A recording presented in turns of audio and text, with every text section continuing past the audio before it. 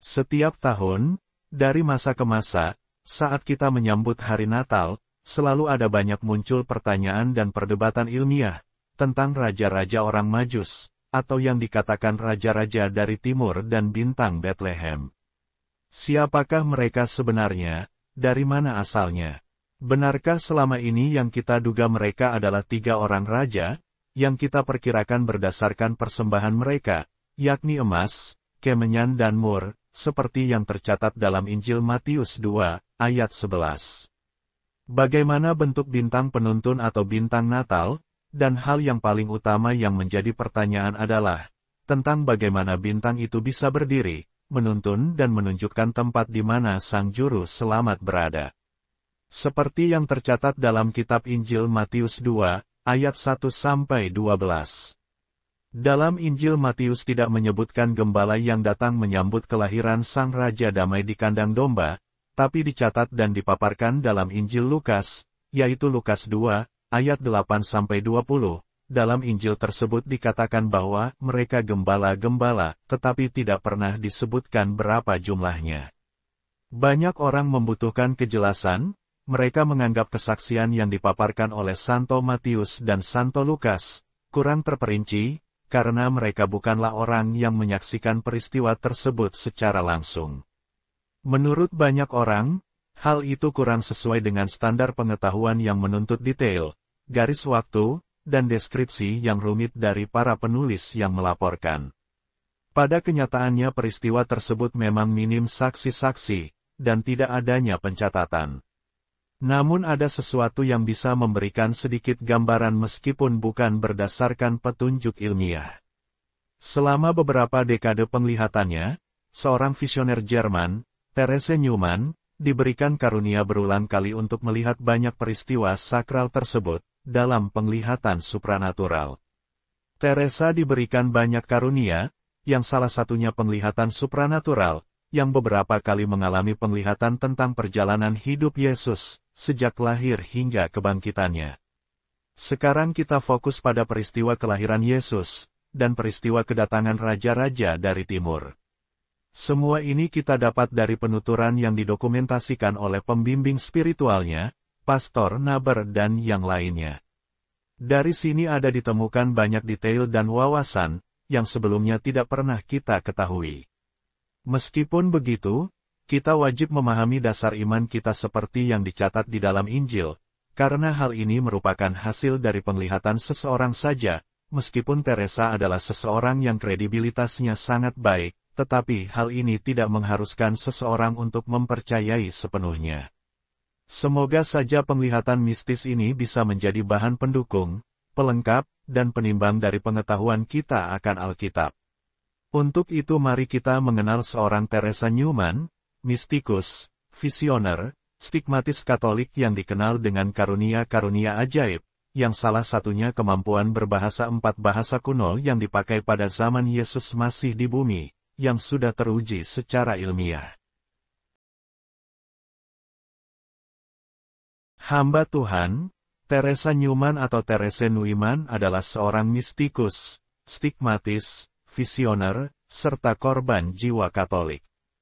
Teresa seorang penganut Katolik yang kuat di akhir abad ke-20, yang banyak menerima karunia ajaib dari Tuhan kita. Teresa adalah anggota Ordo ketiga Santo Fransiskus, terlahir dari satu keluarga yang sangat miskin dan sangat Katolik, di Konnersreuth, Jerman.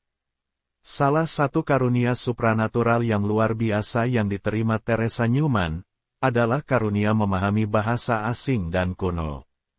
Karunia luar biasa untuk memahami bahasa asing, terutama bahasa Alkitab kuno, seperti yang telah diberikan Tuhan kepada banyak orang kudus, terutama para mistikus. Selama ekstase sengsaranya, di mana Teresa menyaksikan secara berurutan adegan peristiwa, mulai dari Yesus berdoa di Taman Getsemani, hingga peristiwa kebangkitannya. Teresa tidak hanya melihat secara mistis adegannya, tetapi ikut merasakan secara fisik, kesakitan yang luar biasa, yang ditanggung oleh Yesus selama penyiksaan, masa sengsara sampai penyaliban, hingga kematiannya serta kebangkitannya. Teresa juga menerima karunia memahami 4 bahasa kuno, yang umum digunakan Kristus pada masanya, yaitu, bahasa Latin, bahasa Ibrani, bahasa Yunani dan Aram, termasuk bahasa Aram dituturkan dalam dialek yang tercampur dengan kata-kata Yunani. Teresa hanya berpendidikan hingga kelas 7, tidak berbicara, atau memahami bahasa lain selain bahasa Jerman. Kepada teman-teman dekatnya, dia berbicara dalam dialek Oberpfalz Bavaria. Seperti yang dia tulis dalam buku hariannya, keinginan terbesarnya adalah menjadi misionaris religius di Afrika. Tapi sangat disayangkan, ada banyak peristiwa yang dialaminya, yang menghalangi keinginan untuk mewujudkan impiannya. Pada tahun 1918, selain adanya rentetan peristiwa kecelakaan, dia juga mengalami berbagai macam penyakit. Mulai dari pecahnya Perang Dunia Pertama, peristiwa kebakaran yang membuatnya cedera tulang belakang yang parah.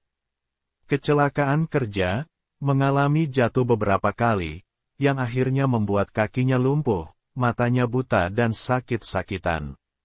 Kehidupan Teresa Newman berubah secara drastis, setelah mengalami pemulihan ajaib. Dia sembuh secara ajaib dari kelumpuhan dan pulih dari kebutaan, yang dia alami sejak di usianya 25 tahun. Beberapa tahun kemudian, dia menerima karunia 9 luka suci stigmata, kemudian menjalani puasa mistis selama 36 tahun, hingga sampai kematiannya. Satu-satunya makanan yang dimakannya selama berpuasa adalah hosti Ekaristi Kudus. Dengan alasan inilah, yang berwenang Nazi selama Perang Dunia, menarik kartu jatah makanannya.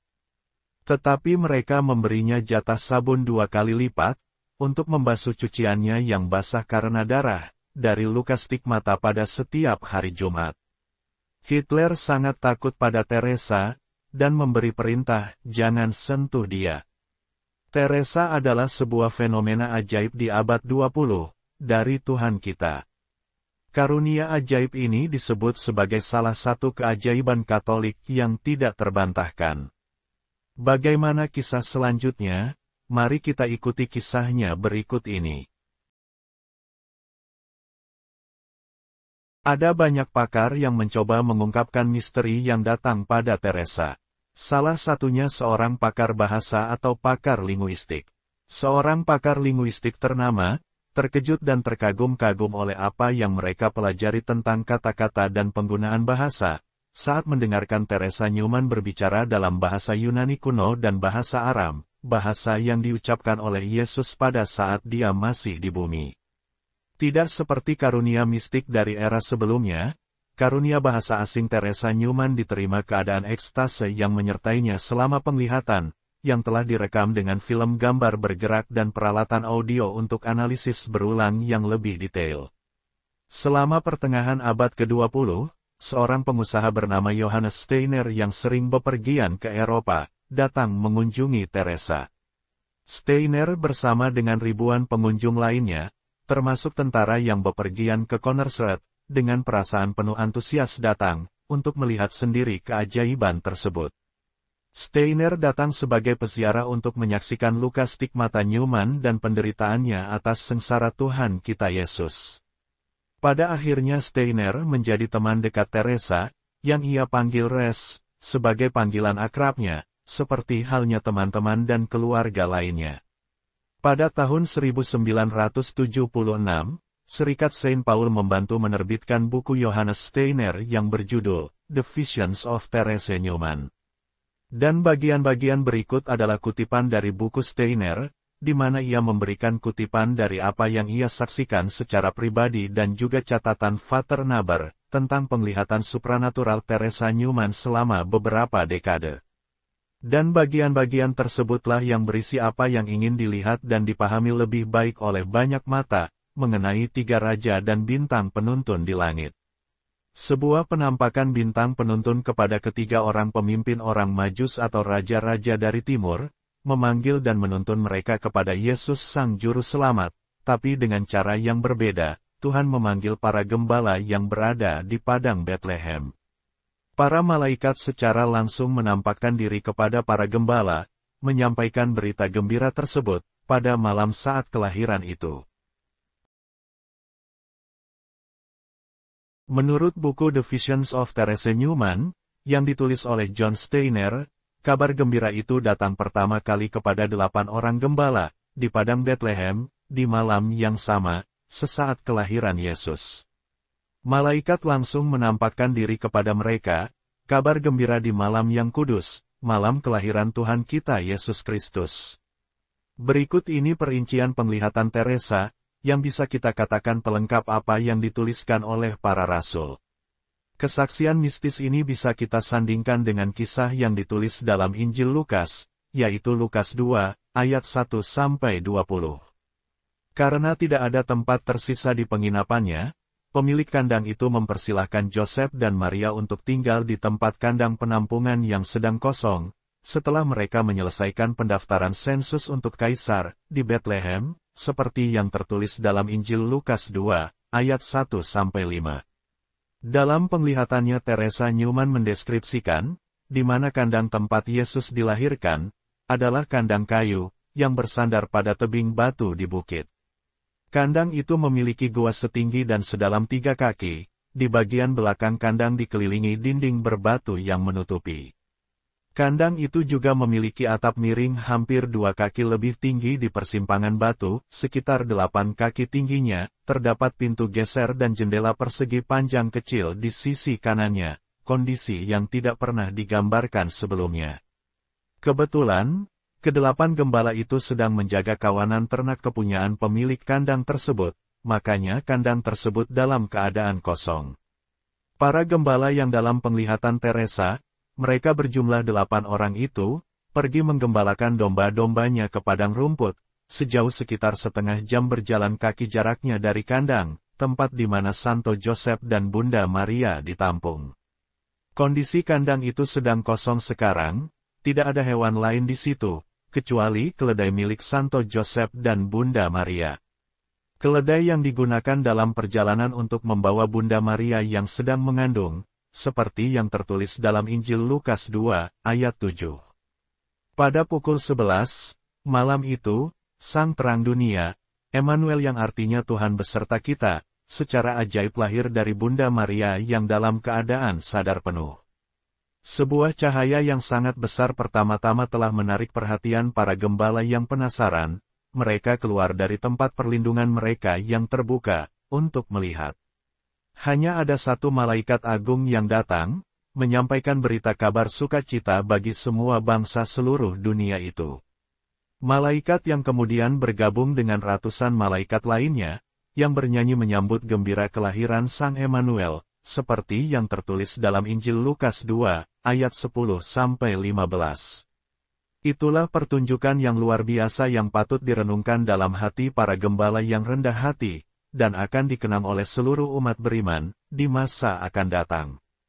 Selain itu, melalui pemeliharaan ilahi, Juru Selamat yang kemudian menyatakan dirinya sebagai roti hidup yang kekal bagi dunia, seperti yang tertulis dalam Injil Yohanes 6, ayat 35.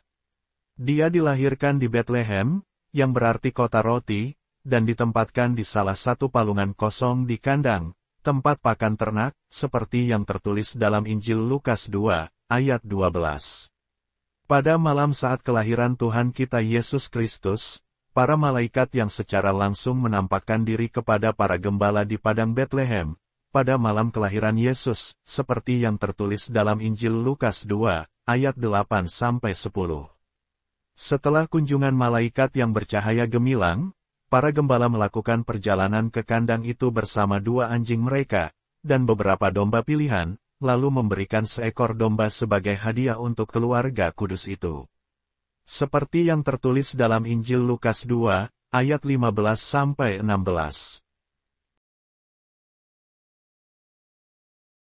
Inilah tulisan Vater Nabar, catatan kesaksian tentang raja-raja dari timur, yang biasa disebut orang Majus. Kesaksian ini didapat dari penglihatan supranatural seorang Teresa Newman, pada tanggal 6 Januari tahun 1927.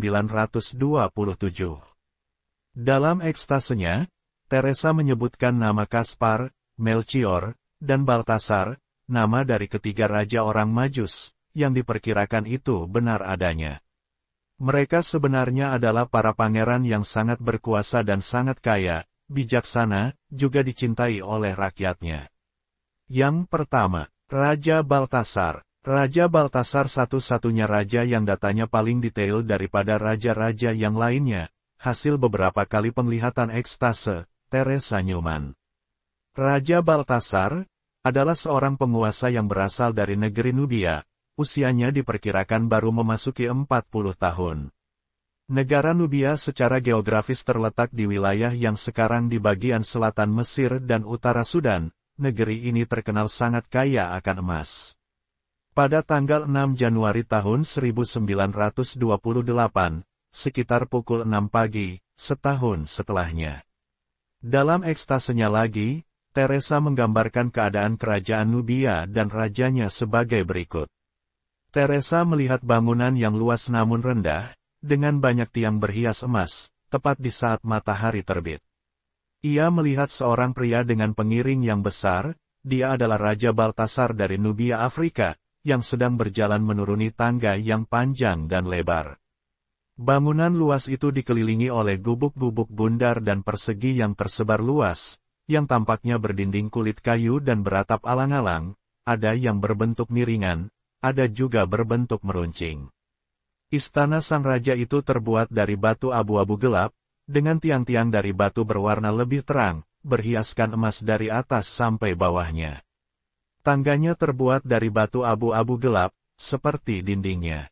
Raja Baltasar berbadan besar dan tegap, kulitnya coklat tua, ia memiliki rambut hitam keriting, tidak terlalu panjang, dan memiliki janggut hitam lebat. Yang menarik perhatian Teresa adalah, Baltasar memiliki bibir yang merah, giginya yang putih, dan mata bercahaya. Penutup kepalanya terdiri dari cincin putih cemerlang, dikelilingi oleh pita emas yang menggantung. Di atas mahkota ini terdapat batang-batang emas kecil, dengan bola-bola emas kecil, yang masing-masing dihiasi dengan batu-batu mulia. Di dalam lingkaran batang-batang dan bola-bola itu, yang sedikit menjulang di atasnya, terdapat topi putih berbentuk bola yang dijahit dengan emas. Ia juga mengenakan tunik bergaris-garis berwarna cerah, yang diikat di pinggang dengan selempang berwarna. Tunik itu mencapai lututnya dan memiliki keliman emas yang lebar, dan pinggiran yang agak lebih sempit di lengan panjang dan penuh serta di sekitar leher. Ia mengenakan alas kaki semacam sandal, dengan pita emas yang dililitkan melintang di sekitar kakinya dan tungkai bawah. Tuniknya hampir dihiasi dengan sulaman emas di bagian dada. Di lehernya, ia mengenakan sekitar 5 rantai emas dengan berbagai bentuk, masing-masing dihiasi dengan mutiara dan diikatkan ke tunik. Di rantai-rantai ini, tergantung berbagai jenis koin emas, dengan berbagai ornamen yang tertera di atasnya. Jubahnya yang hanya menutupi bahunya, diikat di bagian depan, dengan pita dan gesper perak. Bagian dalam jubahnya berwarna putih, dengan bunga-bunga. Jubah itu memiliki banyak lipatan yang dipegangi oleh 2 orang pelayannya. Yang kedua, Raja Melchior. Raja Melchior, yang usianya diperkirakan 50 tahun lebih, dia berasal dari Arabia, diperkirakan di semenanjung Arab, dekat Babul Irak modern, dan kawasan sekitar Yaman dan Hadramaut. Negeri ini dikenal kaya akan biji-bijian, dan rempah-rempah. Yang ketiga, Raja Kaspar. Raja Kaspar, dia masih berusia pertengahan 40 tahunan, dan berasal dari negeri Media, wilayah yang sekarang menjadi bagian wilayah Iran Barat Laut, dan Turki Tenggara. Media atau Madai adalah negeri yang kaya akan damar, kemenyan, dan buah-buahan. Ketiga negara ini, mempelajari dan mengembangkan ilmu pengetahuan khusus tentang bintang-bintang, terutama di negeri Media. Mereka membangun menara-menara kayu yang tinggi, dan berdiri sendiri untuk mengamati bintang-bintang. Setiap raja memiliki ahli nujumnya sendiri, yang mereka sebut sebagai orang Majus, yang artinya orang bijak. Orang bijak tersebut adalah orang-orang Yahudi yang tinggal di sana. Mereka telah memiliki dan membawa serta pengetahuan tentang satu-satunya Allah yang benar, dan akan datangnya sang penebus yang dijanjikan, khususnya nubuat Bileam, sebuah bintang akan terbit dari Yakub. Ada banyak di antaranya orang-orang bijak ini mendapatkan hak istimewa khusus, mereka bisa menikmati hidup tenang, bahagia hingga hari tuanya, bahkan beberapa di antaranya usianya mencapai 200 tahun. Di Nubia, negeri yang dipimpin Raja Baltasar, bintang penuntun itu terlihat oleh dua orang Majus, 3 minggu sebelum kelahiran sang juru selamat. Mereka datang kepada raja dan memberitahukan bahwa mereka telah melihat bintang yang luar biasa di langit. Bintang itu berukuran luar biasa besarnya, bercahaya sangat terang, serta memiliki ekor yang sangat aneh, bentuknya panjang dan melengkung di ujungnya. Raja Baltasar kemudian mengumpulkan semua cendekiawannya, dan meminta apa artinya dari kejadian ini. Namun mereka semua tidak bisa memberikan jawaban yang memuaskan, sehingga akhirnya raja mengirim utusan khusus kepada sahabatnya, Raja Melchior, di Arabia, dengan harapan memperoleh pengetahuan lebih lanjut dan mendapatkan jawabannya. Sementara di negeri Arabia dan di negeri Media, seperti halnya di Nubia, bintang itu juga terlihat oleh mereka dari atas menara pandang. Karena Arabia hanya memiliki satu orang sarjana saja yang terlibat dalam pengamatan ini, benar saja ia pun telah melihat bintang aneh ini. Tapi dia juga tidak bisa menyimpulkan apa itu, dia pun menyarankan agar bintang itu diteliti lebih lanjut. Namun, tidak semua orang-orang Majus mau datang berkumpul, sehingga saran itu tidak pernah ditindaklanjuti, raja sendiri sudah tidak mempermasalahkannya lagi. Tapi sekarang setelah raja sendiri mengunjungi menara itu dan melihatnya, maka segera setelahnya dia mengirim utusan khususnya pergi ke negeri Media, untuk menanyakan apakah mereka juga telah melihat bintang yang luar biasa seperti itu. Di Media, Raja Kaspar sendiri telah mengunjungi menara itu pada hari-hari kelahiran Juru Selamat, dan dia pun telah melihat bintang itu. Ia mengumpulkan para sarjana untuk berunding, tetapi mereka juga tidak dapat memberikan penjelasan yang memuaskan. Namun, ketika para duta khusus dari negeri Arabia menuju negeri Media membawa pesan Raja Melchior, tiba-tiba Raja Kaspar melihat cahaya, maka dengan segera ia pun memerintahkan para pelayannya untuk bersiap, melakukan perjalanan ke Arabia untuk berkonsultasi. Sementara para utusan Arabia sedang dalam perjalanan ke Media, Raja Nubia, Baltasar, berangkat melakukan perjalanan ke Arabia. Kemudian kedua raja itu bersama-sama pergi ke Media, di mana mereka bertemu dengan Raja Kaspar, tepat ketika Raja Kaspar sedang mempersiapkan perjalanan ke Arabia. Dikatakan oleh Teresa dalam ekstasenya bahwa, jumlah anggota ketiga kerajaan tersebut, adalah sebagai berikut. Raja Baltasar dan istrinya, mulai berangkat dari Nubia diikuti sekitar 70 orang pelayan, 20 orang prajurit dan 8 orang cendekiawan, yang masing-masing memiliki 2 pelayan, total 116 orang dalam rombongan itu. Setelah Baltasar bertemu dengan Raja Melchior di Arabia, mereka pun sepakat untuk pergi bersama menuju Media. Raja Melchior bersama 2 istrinya, diikuti oleh 40 orang pelayan, 50 orang prajurit dan 5 orang cendekiawan, yang masing-masing dengan 2 orang pelayan, total sebanyak 108 orang dalam rombongan ini. Di mana mereka bertemu dengan Kaspar Raja negeri itu, tepat ketika ia sedang mempersiapkan perjalanan ke Arabia. Raja Kaspar ditemani oleh sekitar 20 orang pelayan, 40 orang prajurit, dan 4 orang cendekiawan dengan 2 pelayan masing-masing, jadi total sebanyak 73 orang. Dan berangkatlah ketiga rombongan raja-raja tersebut, mengikuti bintang penuntun, yang mengantar mereka kepada Sang Juru Selamat yang telah lahir. Adapun total jumlah ketiga anggota rombongan tersebut adalah, sekitar 297 orang atau hampir 300 orang. Diperkirakan Raja Baltasar lebih banyak mengendarai hewan besar yaitu gajah, sedangkan kedua raja lainnya menggunakan unta dan kuda. Dari negeri Media, ketiganya berangkat bersama-sama. Mereka melakukan perjalanan pada malam hari, dan pada siang hari mereka beristirahat, karena pada siang hari mereka tidak dapat melihat bintang. Mengikuti bintang penuntun yang sering tidak terlihat selama berhari-hari, bahkan berbulan-bulan, kadang juga karena cuaca mendung. Sehingga kadang mereka ragu-ragu akan arah tujuan, dan ragu untuk melanjutkan perjalanan. Rombongan besar ketiga raja itu telah memulai perjalanan sejauh hampir 1000 mil atau 1600 km lebih, menuju ke Yerusalem. Diperkirakan perjalanan ini ditempuh dalam waktu sangat lama, bisa-bisa lebih dari 1 tahun. Melanjutkan penglihatan di tahun 1928, pada 1 tahun berikutnya, tepatnya tanggal 6 Januari tahun 1929 dan pada tanggal 10 Oktober tahun 1949, Teresa Newman kembali mendiktekan 2 catatan tambahan, yang diuraikan lebih lanjut di bawah ini. Pada tanggal 6 Januari tahun 1929, sekitar tengah hari, dalam ekstasenya, Teresa melihat 3 orang bijak bersama para raja, dengan rombongan sekitar 300 orang, yang terdapat di dalamnya, sarjana, pelayan, prajurit, dan istri masing-masing raja, sedang dalam perjalanan ke Yerusalem.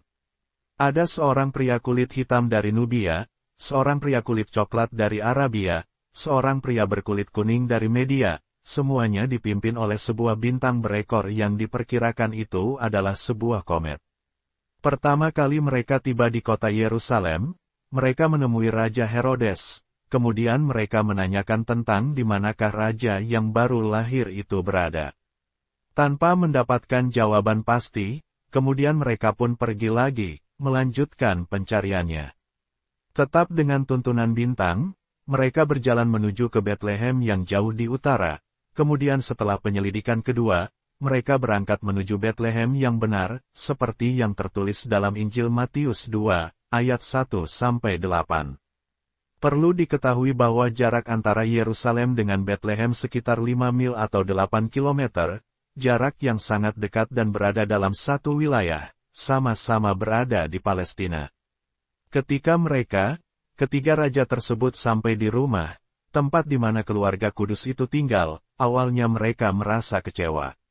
Para raja dari timur itu hanya melihat pemandangan sebuah kesederhanaan dan kemiskinan yang menyambut mereka.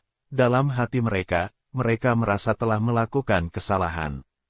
Meskipun demikian, Santo Joseph dengan hati-hati keluar, hanya pria berkulit coklat dari Nubialah yang dapat berbicara dalam bahasa yang dipahami Santo Joseph. Joseph membawa mereka masuk, di mana mereka membungkuk kepada sang bunda dan berbicara dengannya. Kemudian, kanak-kanak Yesus, yang sudah berusia hampir 2 tahun, menatap mata mereka dengan tatapan ilahi. Akhirnya mereka segera menyadari bahwa, anak inilah, anak yang dijanjikan Allah, dan inilah tujuan perjalanan mereka, lalu mereka pun menjatuhkan diri ke lantai, bersujud. Bersujud hingga dahi mereka menyentuh tanah, sebanyak 3 kali, dalam waktu yang cukup lama. Mereka menyembah dan memuja anak ini. Teresa mendengar rantai kalung di leher sang raja, menghantam lantai dengan suara berdenting. Kemudian mereka memberikan hadiah-hadiah mereka. Sang ibu mengabulkan permintaan mereka dengan meletakkan anak itu ke dalam pelukan mereka. Akhirnya, ia membawa anak itu yang sudah bisa berjalan, keluar, di depan rumah, untuk bertemu dengan rombongan orang Majus, yang memberikan salam ramah dan banyak hadiah. 3 raja mentaati peringatan ilahi dalam mimpi mereka, bahwa sesuai dengan rencana Tuhan bagi mereka, untuk meninggalkan negara itu, mereka pulang ke negaranya melalui rute yang berbeda, untuk menghindari perjumpaan kembali dengan Herodes, yang menginginkan laporan tentang temuan mereka akan bayi raja segala raja di bumi ini. Catatan kecil, dalam penglihatan Teresa Newman lainnya, keluarga kudus Santo Yosef dan Bunda Maria bersama Yesus kecil, diam dan tinggal di Bethlehem, selama hampir 2 tahun lamanya. Meskipun kadang mereka harus membawanya bolak-balik ke Yerusalem, seperti yang dituliskan dalam Injil Lukas 2, ayat 21 dan 22. Diperkirakan saat ketiga raja dari timur, tiba di Bethlehem, di rumah tempat keluarga kudus tinggal, kanak-kanak Yesus diperkirakan berusia hampir 2 tahun. Herodes, yang merasa terancam dengan berita ini, kemudian meminta informasi lebih lanjut dari para imam kepala dan ahli Taurat, mengenai tempat kelahiran Mesias yang menurut nubuat bahwa seorang raja akan lahir di kota Bethlehem. Dalam satu penglihatan Therese Neumann lainnya, yang bisa dikatakan akhir dari kunjungan tiga raja dari timur itu, dikisahkan sebagai berikut. Keluarga kudus telah tinggal di Bethlehem lebih dari 1 tahun, diperkirakan hampir 2 tahun mendiami sebuah rumah, seperti yang ditulis dalam Injil Matius 2, ayat 11. Dikatakan ketika raja-raja dari timur itu sampai di sana, maka masuklah mereka ke dalam rumah, jadi bisa disimpulkan bahwa keluarga kudus menetap di Bethlehem di sebuah rumah, dan bukan lagi di kandang domba. Itu benar adanya. Dikatakan dalam Injil Matius 2, ayat 13 dan 14, bahwa setelah orang-orang Majus itu berangkat, nampaklah malaikat Tuhan kepada Yusuf dalam mimpi dan berkata, "Bangunlah, ambillah anak itu serta ibunya, larilah ke Mesir dan tinggallah di sana sampai aku berfirman kepadamu, karena Herodes akan mencari anak itu untuk membunuh dia." Maka Yusuf pun bangunlah, diambilnya anak itu serta ibunya malam itu juga, lalu menyingkir ke Mesir. Dalam penglihatan supranatural Teresa, dia mengatakan bahwa Yusuf dan Maria kembali ke Nazaret, dan bersiap untuk melakukan perjalanan mereka ke Mesir, serta mengucapkan selamat tinggal kepada keluarga, termasuk Santa Ana, ibu dari Maria, atau nenek dari Yesus dalam kemanusiaannya. Dalam kondisi cuaca buruk musim hujan tahun itu, keluarga kudus sempat tinggal di tempat tinggal lain di wilayah yang tidak ditunjukkan, saat mereka dalam perjalanan ke Mesir. Seperti yang tercatat dalam Injil Matius 2, ayat 14-16. Maka Yusuf pun bangunlah, diambilnya anak itu serta ibunya malam itu juga, lalu menyingkir ke Mesir, dan tinggal di sana hingga Herodes mati. Hal itu terjadi supaya genaplah yang difirmankan Tuhan oleh Nabi. "Dari Mesir kupanggil anakku." Ketika Herodes tahu bahwa ia telah diperdayakan oleh orang-orang Majus itu, ia sangat marah. Lalu ia menyuruh membunuh semua anak di Bethlehem dan sekitarnya, yaitu anak-anak yang berumur 2 tahun ke bawah, sesuai dengan waktu yang dapat diketahuinya dari orang-orang Majus itu. Teresa juga menggambarkan, dia melihat perintah kejam dari seorang Herodes, perintah untuk menghabisi semua bayi berusia 2 tahun atau lebih muda. Teresa juga menyaksikan bagaimana tentara yang brutal menggunakan pedang, untuk menghabisi anak-anak Bethlehem dan orang-orang di pedesaan sekitarnya, yang mengakibatkan total 76 anak yang meninggal. Dari semua yang dipaparkan oleh mistikus Teresa, dapat disimpulkan bahwa, yang pertama, gembala yang pertama kali mendapat kabar baik langsung dari malaikat, sesaat setelah kelahiran Yesus Tuhan kita, berjumlah 8 orang. Gembala datang ke kandang domba, di mana Yesus dilahirkan. Yang kedua, raja-raja dari timur, memang benar berjumlah 3 orang, tapi mereka datang dengan pengikutnya yang berjumlah hampir 300 orang, yang dituntun oleh bintang berekor atau yang disebut komet. Yang ketiga, raja-raja itu tiba di rumah keluarga kudus, saat kanak-kanak Yesus sudah berusia hampir 2 tahun, bukan di kandang domba. Kedatangan mereka memiliki rentang waktu cukup jauh, setelah dengan kedatangan para gembala, atau waktu kelahiran Yesus. Semua ini selaras garis waktu dengan Injil Matius, jika diukur dari lamanya perjalanan ketiga raja dari negeri asalnya, dan kembalinya, yang waktunya berdekatan dengan menyingkirnya keluarga kudus ke Mesir. Demikianlah kisah yang dipaparkan Teresa Neumann dalam ekstasenya. Bukti ini sepertinya tidak bertentangan dengan apa yang ditulis dalam Alkitab, justru menambah wawasan baru, yang bisa melengkapi apa yang tercatat dalam Injil Santo Matius dan Santo Lukas. Kisah dari kesaksian ini tidak mutlak untuk dipercaya, tapi Anda bisa menjadikan bahan pertimbangan kebenaran, untuk melengkapi tentang kisah kelahiran Tuhan kita Yesus, guna menjawab pertanyaan detail banyak orang. Semoga bermanfaat buat kita semua, amin. Terima kasih sudah menonton. Untuk kelangsungan channel ini, jangan lupa subscribe, likes jika menyukainya, share jika bermanfaat, dan komen. Tuhan Yesus memberkati. Amin.